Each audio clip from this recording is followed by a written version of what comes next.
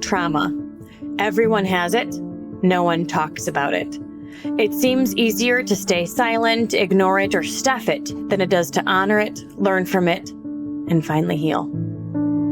Trauma is debilitating, yet so often we suffer in silence.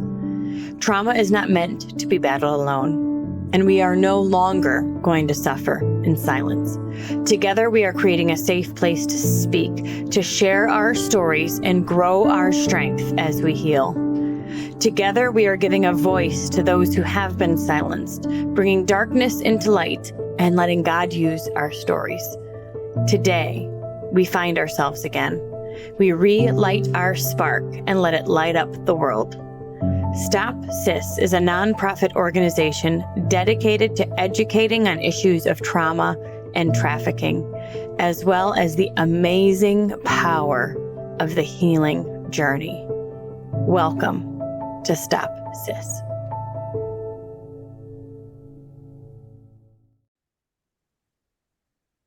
Hey, you guys. Welcome back to Stop Suffering in Silence. My name is Denise Walsh, and I'm here with co-host Rachel Timothy. I am a clinical psychologist, and Rachel is a trafficking survivor. And on Stop Suffering for Silence, we talk about all things trauma, trafficking, and then the healing journey, because we're here to open blind eyes and support people on their healing, in their healing process, because we know that trauma is not a death sentence. And so today we are very excited to introduce a guest to the show who is actually a parent of survivors. And so today the conversation is, yes, about the survivor, but also to a forgotten group, the supporter. And I know a lot of supporters listen to this podcast, and those who are potentially teachers or nurses and want to be supporters and need to know maybe best practices or things to avoid when encountered with this situation. So our guest is the founder of Rise to Thrive, where she helps bosses globally accelerate their inner power through their unique human design. And we will put all of her links below, because she really is passionate on helping people step into who God created them to be so they can flourish and thrive. So big welcome to today's episode, Courtney Koenig. Yeah. Hi, thank you. Thank you so much for having me. I appreciate being on here and appreciate the work you guys are doing and the deep support that you're giving to others. Mm-hmm. Well, I know we met because of my other podcast, Coaching for Coaches. So if you guys want to go deep into human design and what that looks like, I'll link that podcast as well. But when you heard about Stop SIS and Stop Suffering in Silence and what we're doing here, you said, oh, let's talk. And so I know you are a parent of some of survivors. And so I guess my first question would be, tell me how you responded or handled, or the shock that you experienced when you first learned of potential abuse. Well, I think it was definitely a shock. It was definitely something I had never thought would happen to our family ever. You know, it's one of those things that I was like, oh, that's not going to happen to us type of thing, you know? So in hearing about it, I had this thought to this definitely spiritual thought. I have a huge spiritual side that I lean on to. And I had this thought, just listen, you know, and don't, just your part right now is to listen. And so as I listened and I got better at listening, you know, because it's a skill to listen, especially during really hard times when people are downloading these really hard things that have happened. But so I listened, and I realized in listening that I was doing what my child needed me to do right then. I wasn't tell me, you know, everything, tell me, all the stuff. I didn't show up with like anger or frustration or whatever. I was just kind of like an encouraging listener to that very moment where that child was telling me these things. And so I felt like it was so divinely inspired because, you feel this kick in the gut and it's a very, very hard thing to hear. But I felt so divinely inspired to listen and to be able to be present in that moment without having to think of my own stuff and my own thoughts that I was going through. So listening has been just such a powerful tool where I could really hear and be there for them in those moments. Did you find that it was a one time like, oh, hey, mom, this is what happened? Or did it come out in bits and pieces? It depends. Some of them came in bits and pieces and some came all at once. And I often think like in parenting, like we put on a kind of our game face of like, okay, I'm not going to bring up my issues here. I'm here for you. That's how I felt like that, like I was here for you in this moment. And I always tried to remember that, like whether it was we were diving into it all at once or whether it was coming in pieces, that I was going to be here in the moment, listening and encouraging and also telling them like, I'm so grateful for you for trusting me with this, because that's a big thing, is that trust. Like, where do we go from here? Right. I feel like oftentimes one of the first things survivors hear is, well, why didn't you fight? Why didn't you tell me sooner? Why didn't you do something to stop it? Why? And those are maybe natural questions for the listener to have, but it is not the right time to have that response.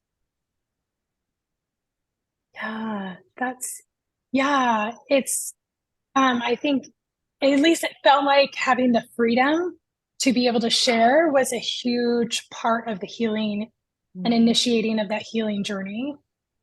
Mm-hmm. And so it sounds like you listened without judgment. You listened fully, which wasn't like she or he or your child or whoever got to talk a bit. And then it was like, we got to go do something. You like allowed them to speak freely and get it all off their chest. One tip we've learned too, if a child is clamped up, like they've got something to share, but they aren't speaking, is to give them a chance to write and hand them a pen and paper and just say, write a name or write a thing, like write whatever comes to mind, because it's often easier for writing. There's literally something that happens in the brain during a traumatic experience when you can't like talk about it. It's like stopped. It's crazy. But writing you can do. So that's just another tip for parents who have a child who's not sharing, but something's going on. Did you have any inkling? I guess that's another question. Was there any negative coping skills or negative behaviors or anything that you were like, what is going on? Well, there was, in one case, and we were trying to get to the bottom of what that was, and we just didn't really know. There was a lot of like just self-destruction in one case, and then in another case, there was nothing. But again, in both cases, we're just like, once this kind of outcry was made, we were both like, my husband and I were like, whoa, just again, like had no clue that would be behind those situations, just totally blown away. And we, talk to our kids about, having that their body is theirs and those type of things. But it's just, I don't know, it's in those moments where like on the back end of it, we're like, do we not do enough to share and to help and to guide? But one of the part of our healing was we wouldn't know unless we knew. We would never suspect these people unless we knew. And so how are we supposed to know? Like, yeah. Well, and the reality is the perpetrators are good. I mean, they're good at gaslighting, they're good at grooming. And so you can say all the right things and they will undermine whatever you say and create their own heart connection, which then leads to other things. Was there ever a part of you that just didn't want to believe it? No, because I one of the things like that, I guess unintentionally but cool, is that we in our family have like how you feel is how you feel. You know, you get to feel a certain way because you are your own person, and we're not trying to mold you in a certain way. And so having this like legacy that I didn't realize we were even doing of like of openness and like you are your own person and we're gonna like believe your perspective, whether it's like politics or it's your favorite color or it's whatever it is. But allowing them to have that helped us as well to like what they said was the truth. And then we reiterated that to them too. Like that was one of the things I felt like we did good is like, we believe you and what you said is the truth. It's important. It's powerful for survivors to hear that because often, and Rachel, you can let me know what you think, but oftentimes we hear it takes so much courage to finally come forward. And part of the reason why is because people don't want to be victimized again, and they don't want to be discarded or being told that they're wrong, or, you know, all of that kind of stuff that can come from being vulnerable. Yeah, I mean, it's one of the worst things you could do is not believe, honestly. So it sounds like God really gave you guys the heart and the words and the actions on how to respond to your hurting child. And I know a lot of the girls that we work with, like trauma or a traumatic event leads to trauma, obviously. But if they don't have that chance to grieve and to feel and to deal with it in that moment, the wound will grow. And so a lot of the girls that we work with were not either believed or were not given a chance to grieve and to feel and to work through it. And so now their wounds are much bigger and much more destructive. The coping skills were not dealt with in quick matter. You know, they weren't told the things like, you didn't deserve this, or we believe you, or you didn't do anything wrong. They weren't told those things. Mm-hmm. And so those lies get embedded in their being, and that becomes another destructive part of their life moving forward. And so those initial moments are so important. We've learned that grieving is the healing process in a sense, you know? And so when someone doesn't get a chance to grieve, and they're, you know, whether it's because of their environment or because of their own shame, which we know is a normal part of the process, and it's not right by any means. It's never a victim's fault, but they stuff it, and then that's when the wound really starts to grow. So it sounds like as soon as your child came forward, you created the space to be heard, trust, like listened to, believed. And what happened next? Did you guys go into like fight mode? Did you just be like, okay, well, thanks for telling me, have a good day? Like what happened next? Yeah. Well, I think after the like initial conversations, we were like, okay, all right. You know, let's thank you. I guess what we said is thank you for telling us, you know, and then we just, and this was all divine. Like we pray a lot. We're really connected with God. And so thank goodness that he was guiding us through, because you like get in these circumstances and it's like all the brain just goes crazy, you know, inside. It's like, oh my gosh, so what do we do? You know?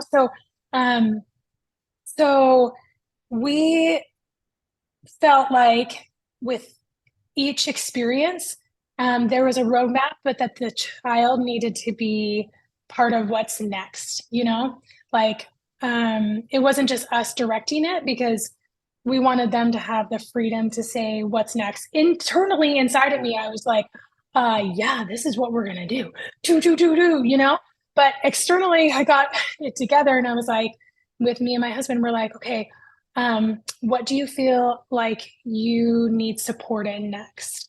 What can we do to build through this healing journey? What do you want to have happened next? And to really co-create that with our child, because I knew what I wanted and my husband knew what he wanted, but it's not really our decision. It's the child's decision. And there's a part of me that's like, as a mom, that's like, well, we're going to knock some knees out. Some people are going to go. But I didn't want my feelings to interfere with their healing. I wanted it to be self-directed, and that takes a lot of control. It takes a lot of like breathing, and sometimes I was better, and sometimes it was better in moments, and sometimes I wasn't. Like I would have my own angry moments, but not in that conversation. Right. Right. Okay. So I'm hearing a couple things, and I've got a couple questions. So did you give like options? Because part of me goes, Yes. a survivor doesn't know what they want. They're like living in confusion, right? And so there's a part of me that's like, sometimes we got to be directive, but yet in that same sense, one of the most empowering things for Rachel was to decide what she wanted next, to take back control.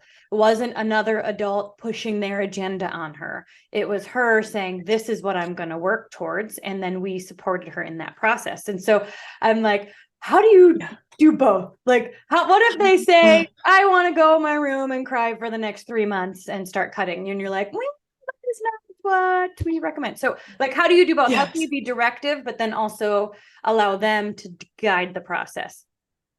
Well, I think first knowing that it is a process, like the conversations had, okay, we're all out in the open. We know what's going on. That's like step one, and knowing that we're not going to fix everything in one moment, or one conversation. And for me, I love a fixer. I love a good fix, And so I was like, my husband's really grounding, and he was like, let's take it a step at a time. You know what?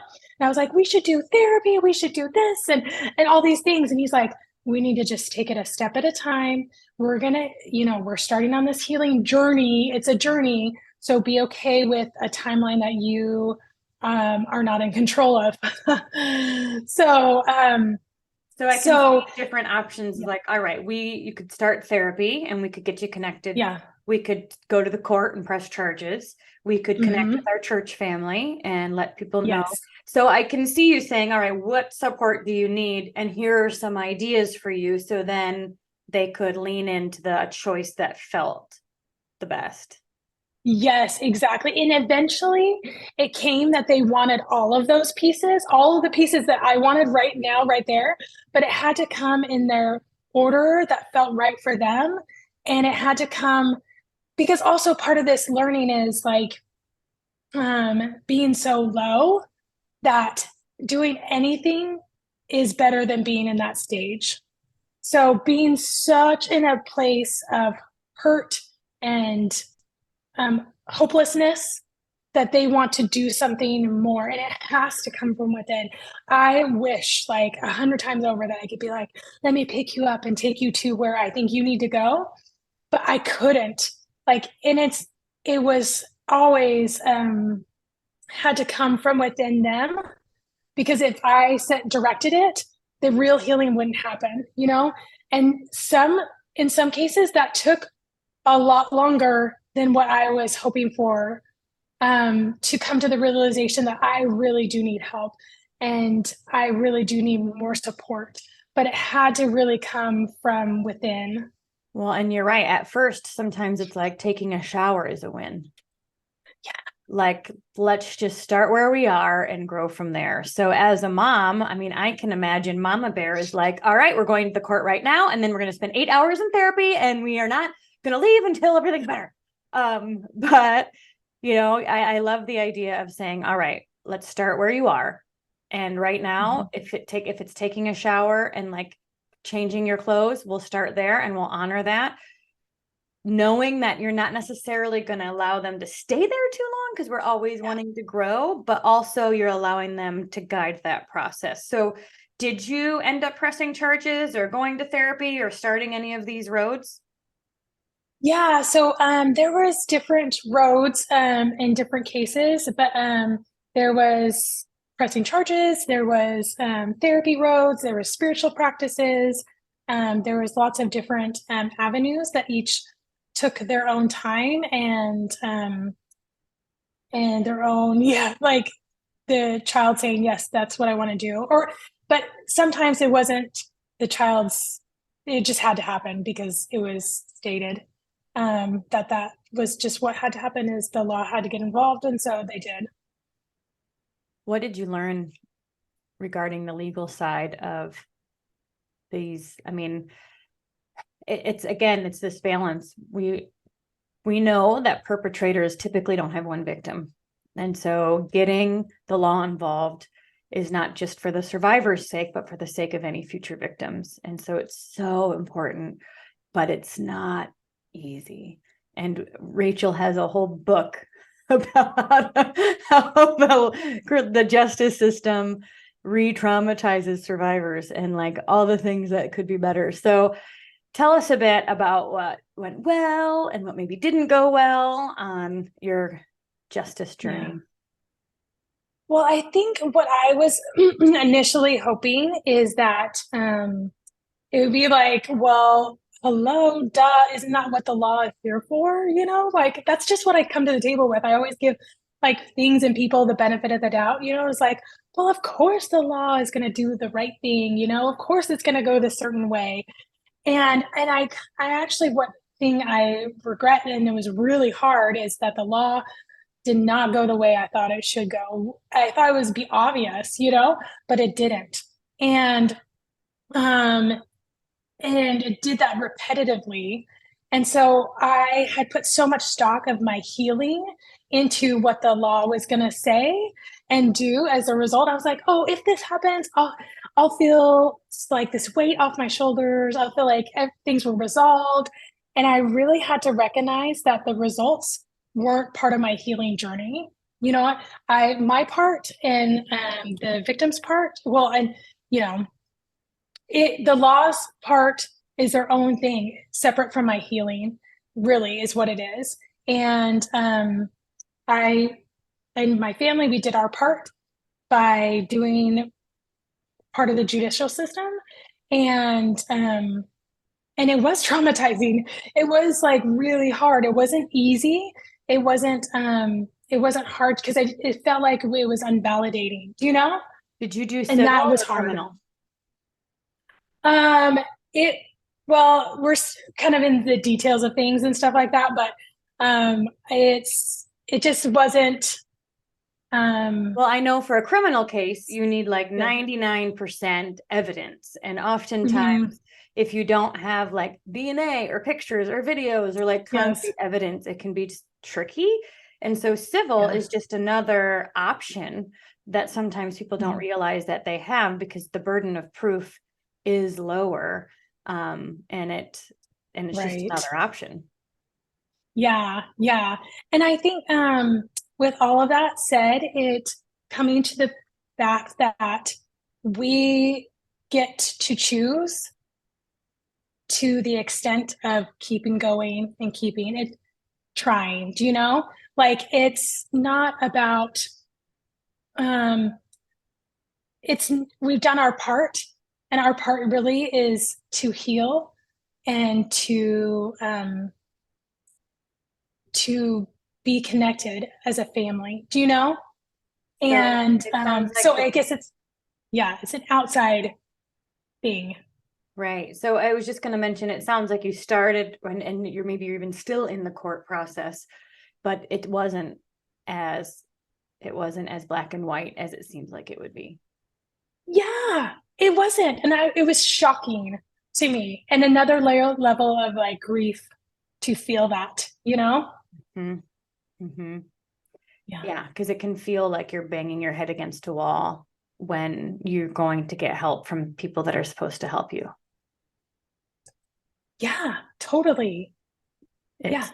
So who have you, like, how did you get your own support? Like what did that look like? Who did you trust with, because I know in a way you don't want to share your child's things with other people because it's your Yeah. child, but yet you have your own grief, you need your own support. So how did, like, were you guys Yes. surrounded by people?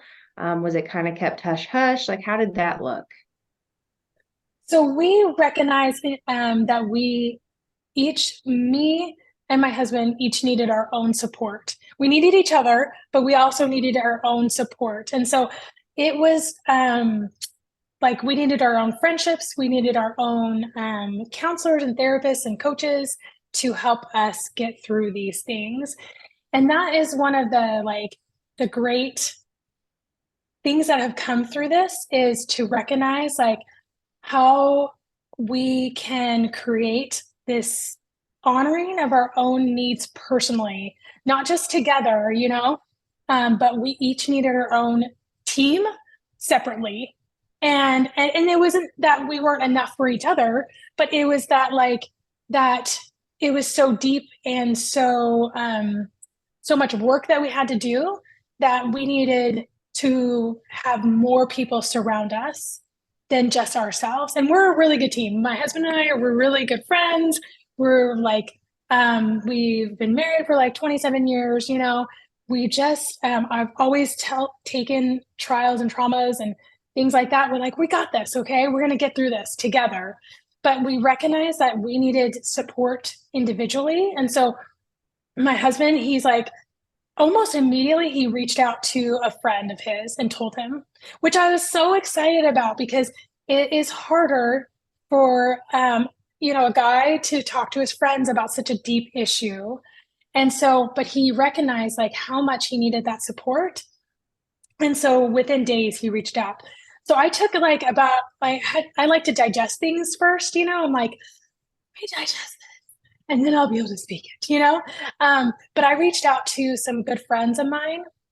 I got a therapist, my husband got a coach, and we each got what we needed from other sources as well. And that was vital to being there for our kids. Like, I remember with my journey, because that makes so much sense to me, but it's hard for other people to recognize that because they think he should be your everything.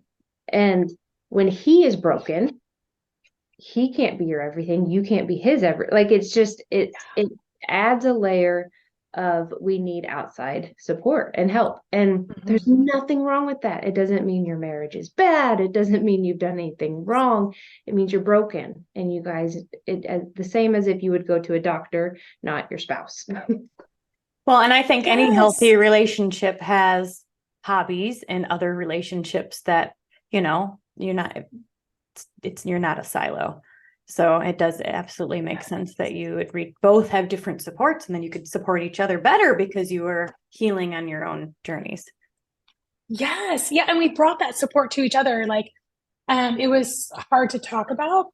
And there was we could bring all the feelings to the conversation, but sometimes that's a lot too, like when you're in this difficult situation, you really bring all those raw feelings in the intensity of right there, which brought us closer together, but sometimes it was too much, and so we each needed our own persons to be able to bring those raw and unfiltered feelings to the table and to be able to start to free ourselves of those feelings.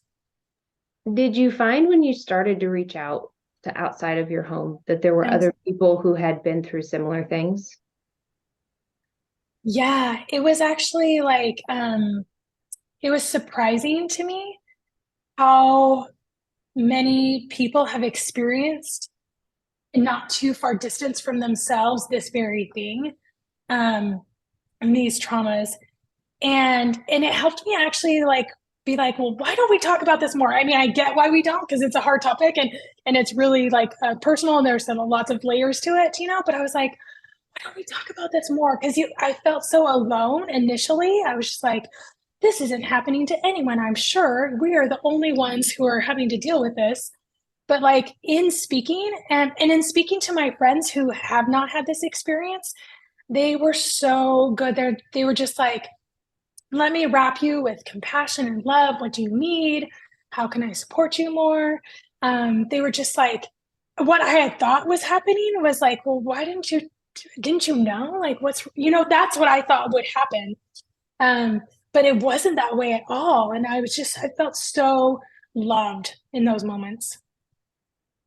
Did your daughter, like, did her friends know? Was she supported in her own group like that? She, well, are in different, are, and it took a little while initially. So we have a couple of cases we're talking about, but it took a little while for those initial conversations to happen for each of these children. And so, but when they did, and when they found those trusted people that they felt, and this is kind of all what also I didn't realize what happened too, is like you have to guide your child to who to talk to about this, right? But also not control their story. So that's hard. That's a hard balance, because it's like they have a story that they want to share. And so guiding them to like, hey, we know you want to connect with these friends on this and share this.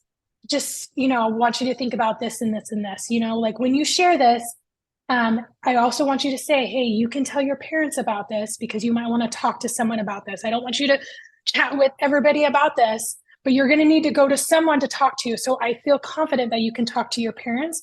So if you want to talk to them about this, share it with them, please.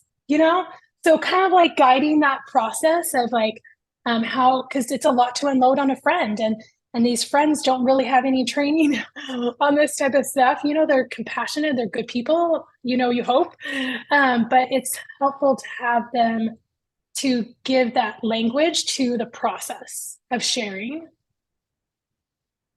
I love that. You guys, I just was thinking when I've been through my own crisis, it's not like, oh, 1 hour a week and now I forget about it and I'll be back next week to talk about it. Like I needed something every day because it was so in front of my mind and we're working through it in real time.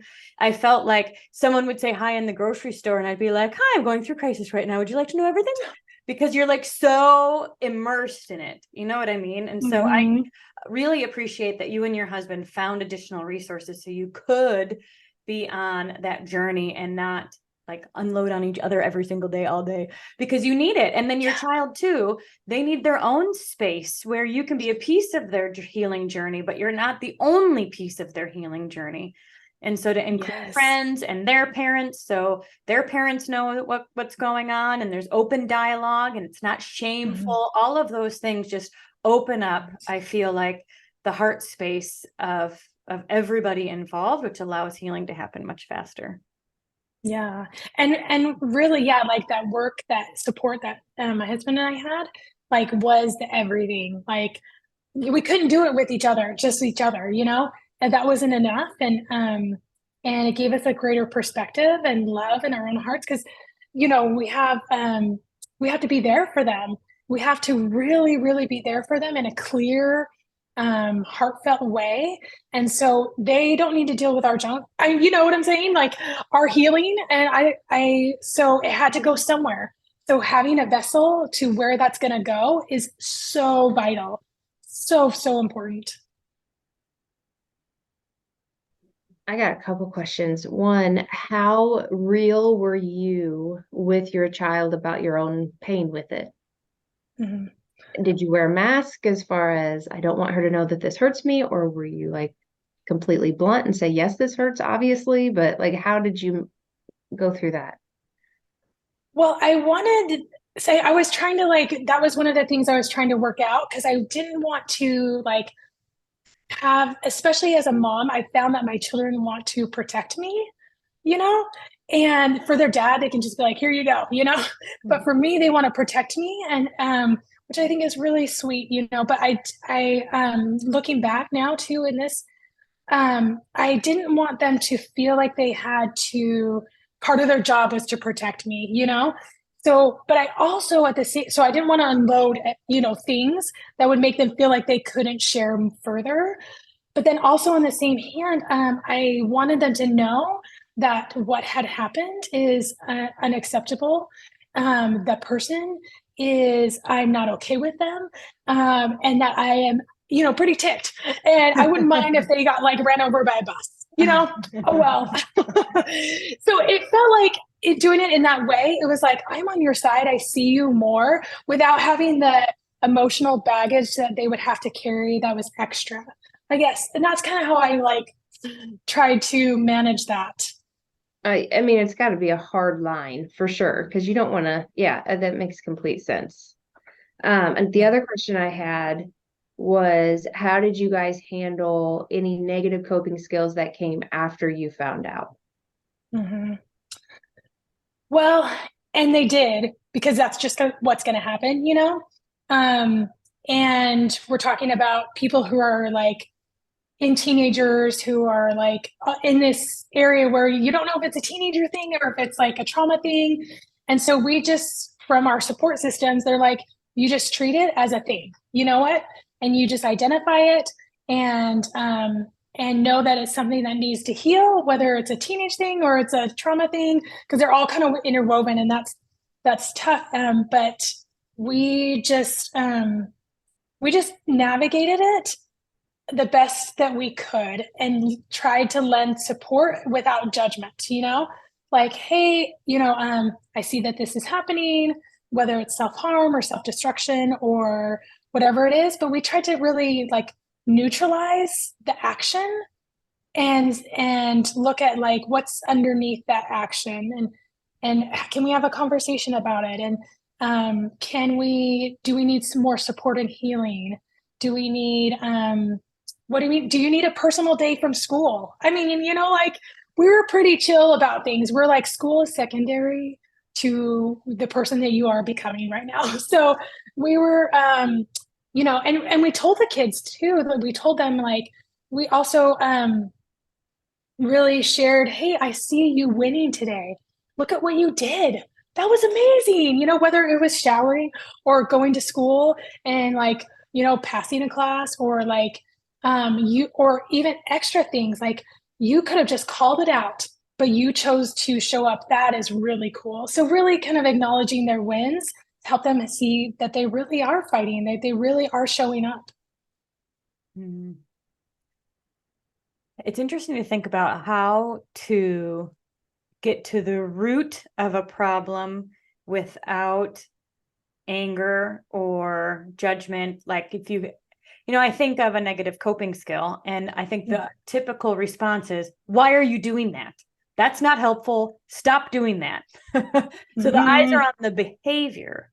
And you're saying, and when we say negative coping skills, we mean eating disorders or cutting or suicidal ideation or depression or, increased anxiety or hibernation, that kind of thing. And so it can be easy to say, why are you in your room all the time? Like, get out of here, hang out with the family, like, and I have a 12-year-old. I know every time he poops. So this is very interesting information to think, how am I going to let this teenager go someday? And so I can imagine, as a mom, what I think is a really cool skill is, instead of really harping on the behavior, is to saying, like, are you okay? Is everything okay? What's going on? Do you have any other ideas for how to really get to the root without judging the behavior? Well, it takes work and it takes practice. And there were times where I was like, not good at this. So it's a learned skill, let's be honest, and it took a lot of releasing, because as moms, we have this expectation of what our kids are going to be, how their lives are going to run, and this is not on the radar whatsoever. And so I had to kind of throw out the framework that I had believed in before, or what I had wanted and seen as good, and just embraced little wins, and just embraced little changes. And so micro betterments, we were like, oh my gosh, my husband and I would use kind of a graph mentality in our mind and be like, okay, here's where we were last year, and here's where we are this year. Are we better? Is our child better? Okay, we're doing great. but there was no framework about what it was better, it just was better. So we took that as a win, so it just takes a lot of time and takes a lot of resources. And then there's always this thought too, that like, if my child is better now, are they going to be worse later? Do you know? And so are they going to regress? Is something going to trigger? Is something going to come up? And there's always something that can come up. But I think building a legacy of openness and communication, and that we work through hard things. We're not afraid of hard things. We're not afraid of doing things together in hard ways. Like, if we can do that, then we can do anything. Absolutely. Yeah. It's, I think that releasing idea is important, because you think of the survivor, experiencing forgiveness and going through those emotions, but like it's a family thing, because this ripples and impacts the entire family. And so not only were you in the space of needing, needing is not the word, on the journey of forgiveness yourself, but also releasing the expectations of what you thought life would be, or what you thought these relationships would be, or what these teenagers who are now dealing with such heavy stuff, who they would be. And it sounds like having an open hand with it all was helpful. Yeah, having an open timeline, it's going to take its course, and as long as we're willing to try and to support each other and with love and encouragement, we'll get to those answers. Another question I had was, how did you handle your children going to therapy? Like, was there times when you saw their destructive coping skills and you wanted to say, hey, did you mention this to your therapist today? Or, hey, so what did you talk about today? Like, did you have, because that's hard too, wanting to have a hand in it, but then knowing, I don't know. I'm just curious how you handled that. Yeah, it is so hard, because there's part of me that's like wants to control it so much, like, and so we have always had like a home where we embrace therapy. And so we've had this like, if you haven't been to therapy in our house, I mean, come on, when's your turn, type of thing.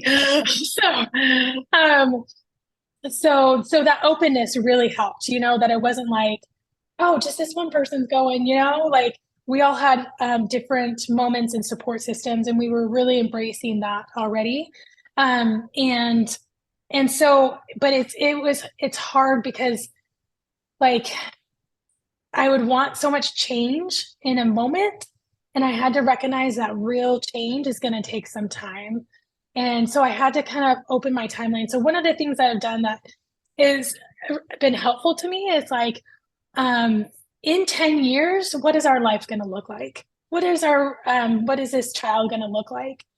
And that has helped me have a better perspective than being in the weeds of this exact moment, because I don't want to ask them, like, I'm not involved in their therapy sessions. I'm not going to like report back to me. What did you do? They don't want that feeling. That's, like, who wants that micromanagement, and they can never really capture what they did in session to me, because those are hard to put in words, So I was like, I guess I wanted them to have a safe space to heal. But in my mind, I was like, in 10 years, how are we going to feel? How is it going to be? And that just helped like me be like, okay, this moment is made up of lots and lots and lots of moments combined in lots of years. And that's okay.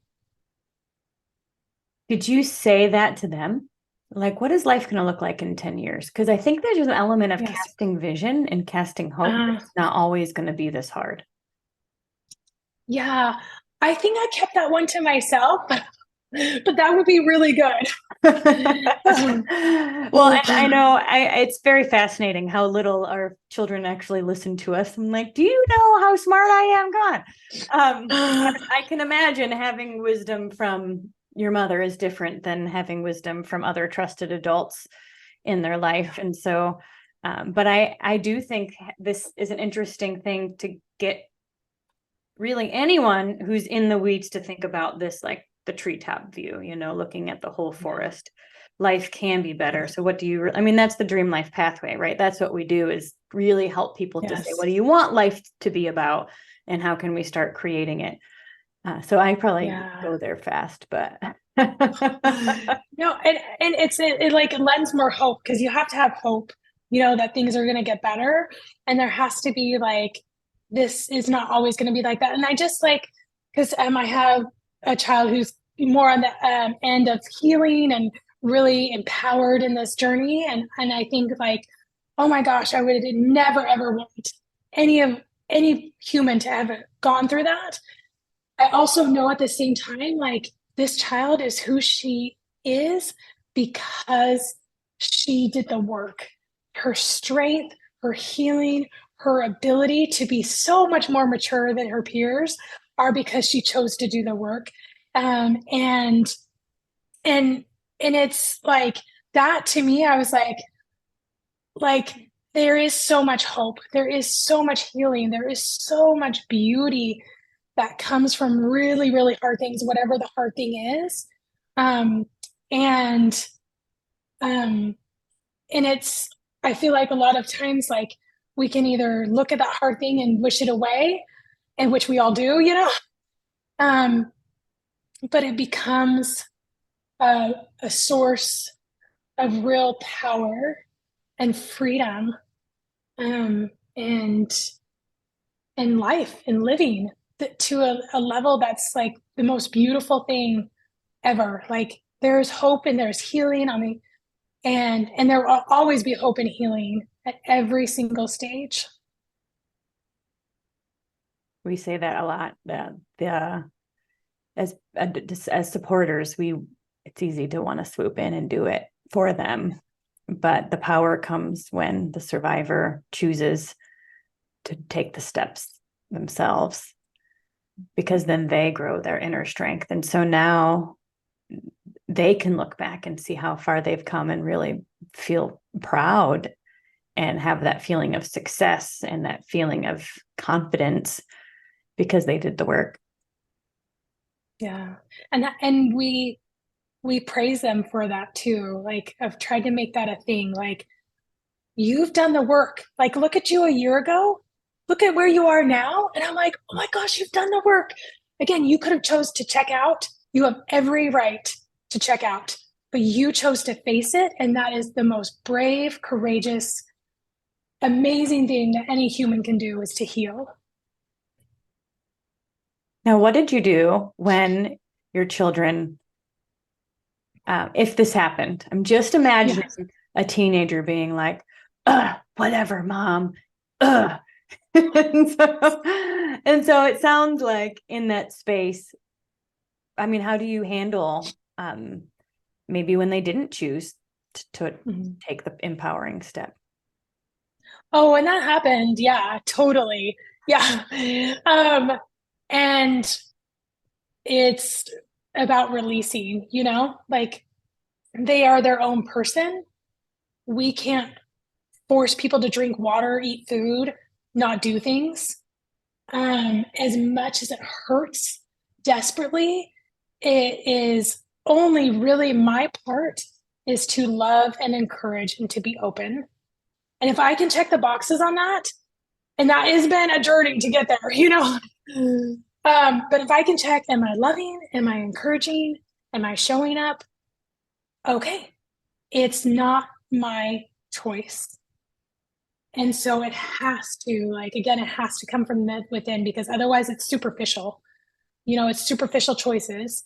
And that's not going to stick. And we've seen that, like, it's these long lasting choices have to come from within them, no matter what I want, no matter what I feel is best. And honestly, like, I'm not them either. So why would I be making the choice for them? Isn't that something that they need to know even more? Like, you are here, you are free to choose.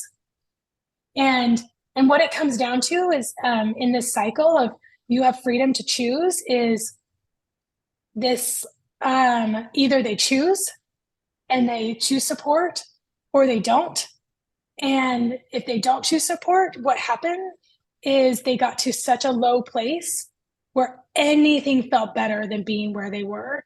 Anything felt better than that low, desperate, hopeless place. And then I said, I'm ready to change. I'm ready for more support. What can we do? So another question I have is, and I don't know what your children, like where they're at in their life or anything right now, but um how would anything change as far as your role in this and their negative coping skills, positive, whatever, if there was grandchildren involved? Mm. What do you mean by that? Well, so like let's say your child, so Yes. is a victim and is struggling with negative coping skills and they have Yes. children, and so the negative coping skills of your child is impacting your grandchildren. Oh. How because then now your grandmama bear is coming out and it's like Yes. children need a mama or a daddy who is healthy. And I don't know, like I just feel like that would add another layer of how do I keep that release and you have babies involved. Yeah. That is a tough one. And like one of the like one of the things that my husband and I have said to each other is like, no matter what in life happens to each of us, we're going to be there for our kids. And so whether being there for our kids means being there for our grandkids too, right? Um, and so with negative things happening to them as a result, there would be some talking through things, obviously there would be some more support that would be needed there. But again, it has to be like a co-creative process. And like, yeah, there's no easy answers to that. And I think it would be very individualized for the person and where they're at and what's going on. But I think it would be like talking through like in a safe space, like, here's what I see. What can we do? Like it's a we thing. What I hear you saying really well, and we teach this 90-day U-turn, and I'll tell you how we teach it and how I'm realizing it can also be taught, but we talk about 100% responsibility, right? And so oftentimes we're talking about this in maybe a gaslighting situation or domestic violence situation where somebody's saying, you make me angry and that's why. And I say, no, we take 100% responsibility for us. That's step one. But then we also have to let them take 100% responsibility for them. They are responsible for their emotions. They are responsible for their behaviors. We're not taking responsibility for these weirdos. And so we really work to like create these boundaries of saying like, I'm going to take responsibility for me, which means I let you take responsibility for you. Now, if we add another relationship dynamic to this, we say as a parent, I'm going to take responsibility for my healing journey with this traumatic upset that has hit our family. And I'm going to also give you 100% responsibility to take responsibility for your healing journey, whatever that looks like for you. And so you're like dissolving these emotional strings of shoulds and coulds and would'ves and all of these expectations and things. And you're just saying, my job is to take care of me and to support you as you take care of yourself. And I think that's a powerful lesson and probably really tricky to learn. Like, I feel like I'd have to practice too. Yes. Yeah. I'm just thinking of my children who did not want to go to basketball camp this week. And I was like, get in the car. We're going to basketball camp. You are going to love it. And guess what? They did. And they're so glad they went. Yes. Exactly. Yeah. No, I think it's like not being so hard on ourselves, like that we don't get it right the first time or the second time or the third time, like we're trying, right? And so we're going to navigate life and it's going to be messy. Sometimes we're going to get it right. Sometimes we're not. And that's okay. It just like, again, I think it's this heart coming to the table with this heart full of like love, and compassion, and just like, hey, I'm linking arms with you. I'm in here with you. Did you ever need to go back and apologize for a response that you had or anything like that? Oh yeah, totally. Yeah. Totally. Because again, get emotional and you get heated and you want things to be fixed right now, and that was a learned skill too, like it was a learned skill to be like, hey, I I didn't show up how I wanted to, and I'm sorry. I want you to know, and just whatever it was.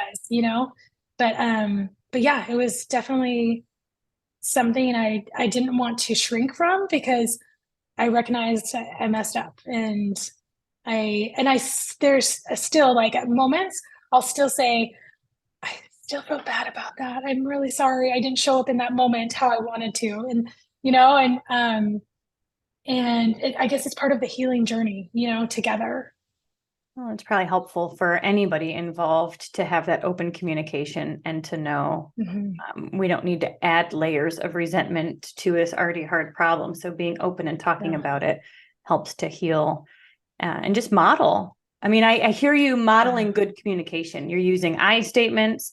You're not saying you should, or, don't, you're owning your stuff and you're saying, what can we do? All of that is really assertive communication that provides openness, not defensiveness. And I think as coaches, as parents, as people that people come to, it's a really great model for everyone to learn from. Yeah. Rachel, any other last thoughts or questions? Well, I mean, your story is beautiful. Like the way that you guys have taken such a dark and terrible thing and you're being an example now for others. And it's beautiful to see, like, it, not saying you were perfect. And that's, I think, another beautiful part of it.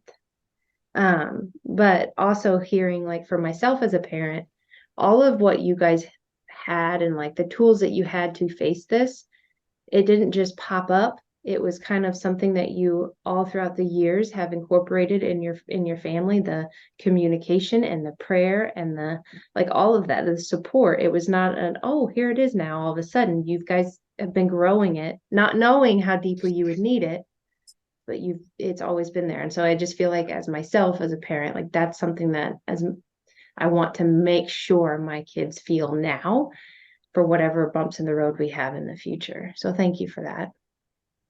Well, thank you for this, like, chance to have this conversation and support others and just grow through this journey together. Like, it's such an important topic, and I don't want people to feel alone in the ups and the downs. And so you guys are doing great work. So I'm so impressed.